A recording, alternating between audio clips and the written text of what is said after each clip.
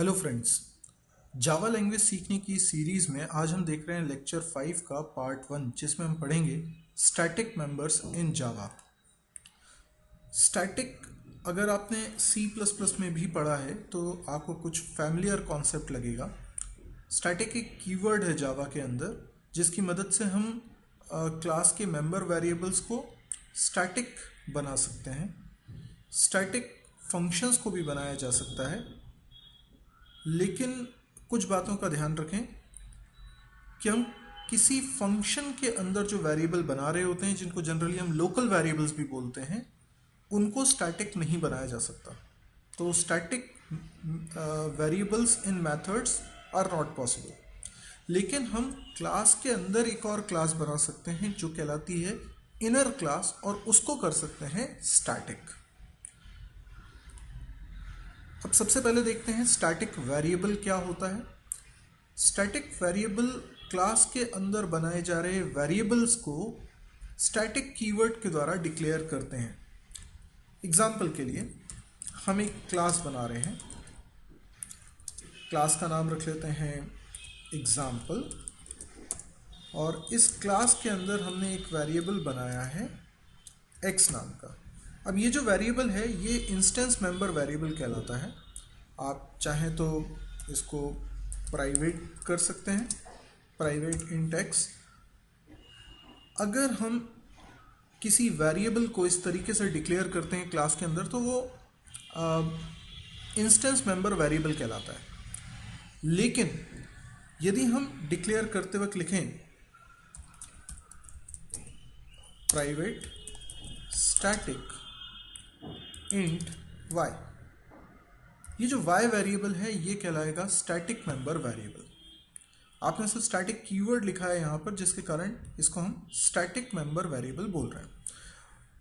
तो static member variable बनाने के लिए स्टैटिक कीवर्ड लिखा जाता है, और ये अपने डिफ़ॉल्ट वैल्यू से इनिशियलाइज होता है। जिसका मतलब क्या है, ये वेरिएबल को जब मेमोरी मिलेगी तो बाय डिफ़ॉल्ट इसके अंदर होगा 0।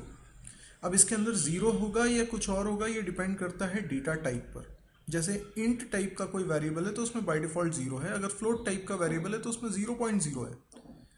तो इसी तरीके से किस टाइप का वेरिएबल है इस पर डिपेंड करेगा कि उसके अंदर डिफ़ॉल्ट वैल्यू क्या होगी।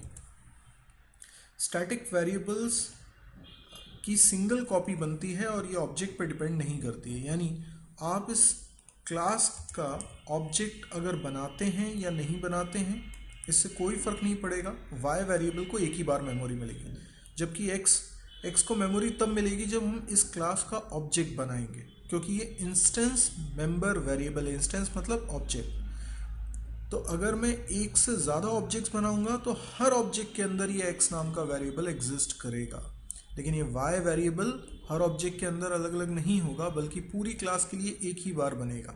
हालांकि हर ऑब्जेक्ट इसको यूज़ कर सकता है। स्टैटिक फंक्शंस किसे बोलते हैं? जावा में जो फंक्शंस आप क्लास के अंदर बनाते हैं, जैसे मैंने कोई फंक्शन बनाया, दिस इज पब्लिक वॉइड, कोई फंक्शन है, ये फंक्शन की बॉडी है। तो जब मैं कोई फंक्शन बना रहा हूँ तो ये कहलाता है instance member function.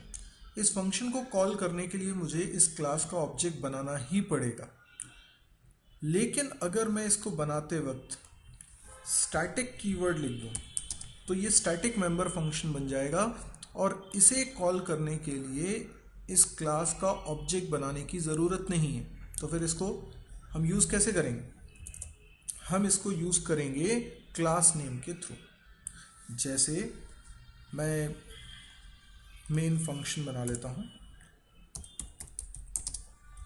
Static void main string args, और इसके अंदर मैं एग्जाम्पल क्लास का ऑब्जेक्ट नहीं बना रहा हूँ, मैं सीधे लिख रहा हूँ क्लास का नाम एग्जाम्पल डॉट फंक्शन का नाम। यस, मैं इस तरीके से फंक्शन को कॉल कर सकता हूँ। तो जब भी हम क्लास का नाम लिखकर डॉट लगा के हम फंक्शन को कॉल करते हैं तो स्टैटिक फंक्शन को ही कॉल करते हैं।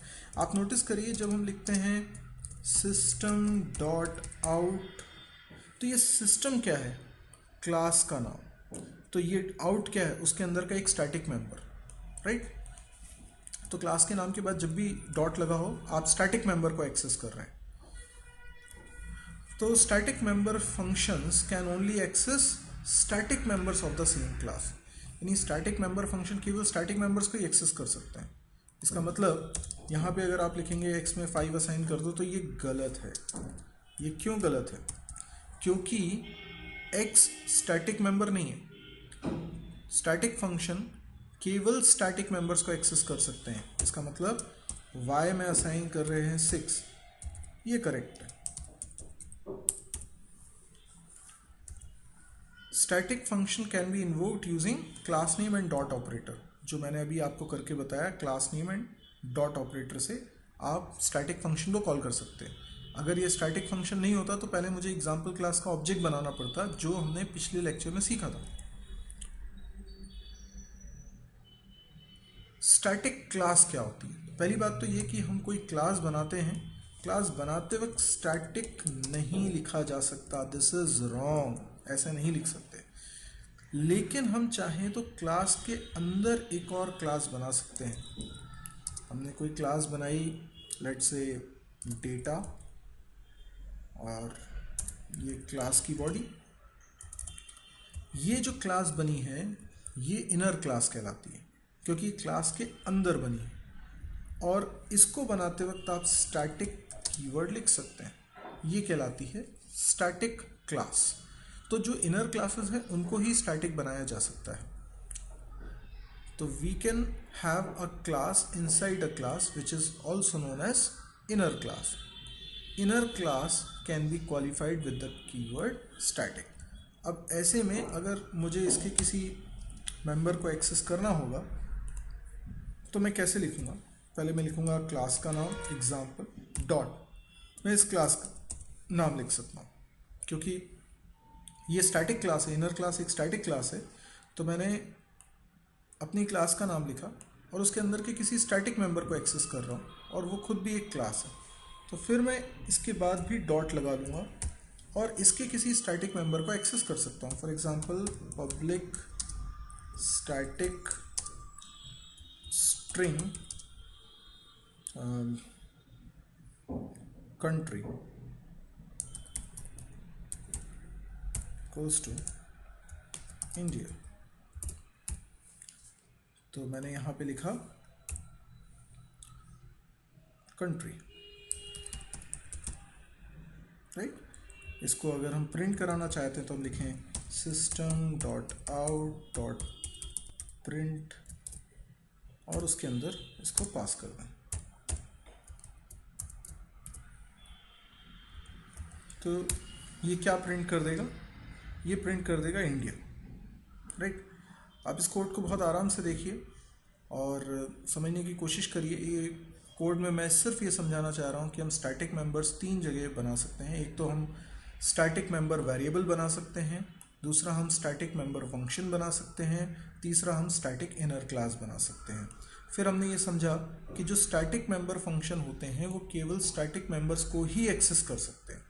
हमने ये भी समझा कि स्टैटिक मेंबर्स को मेमोरी क्लास के लोड होने पर एक बार मिल जाती है, यानी ऑब्जेक्ट के बनने नहीं बनने से इसको कोई फ़र्क नहीं पड़ता। ऑब्जेक्ट नहीं भी बनाएंगे तो भी स्टैटिक मेंबर वेरिएबल एग्जिस्ट करेंगे।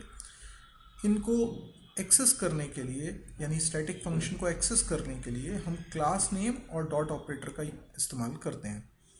तो ये सारी बातें हमने आज समझी। आई होप आपको स्टैटिक कीवर्ड का यूजेज समझ में आया होगा, एक ओवरव्यू आपको मिल गया होगा। एक्सप्लोर करने के लिए तो बहुत कुछ है। यदि आपको ये लेक्चर पसंद आया है तो आप इसको ज़रूर लाइक करिए, और यदि आपको बहुत ही ज़्यादा पसंद आया है, आपको बहुत अच्छा लगा, यूज़फुल लगा, तो आप इसे अपने दोस्तों के बीच में शेयर भी कर सकते हैं। आपको अगर कुछ क्वेरीज़ हैं, कुछ क्वेश्चन पूछना है या कुछ वीडियो के बारे में कमेंट करना है तो आप नीचे कमेंट ज़रूर करिएगा। ये मुझे अप्रिशिएट करता है, मुझे मोटिवेट करता है ताकि मैं और वीडियोज़ अपलोड करूँ। इसके अलावा यदि आपको लगता है कि इस तरह के और वीडियोज़ आपको देखना है तो उनकी अपडेट्स आप ले सकते हैं इस चैनल को सब्सक्राइब करके। Thank you.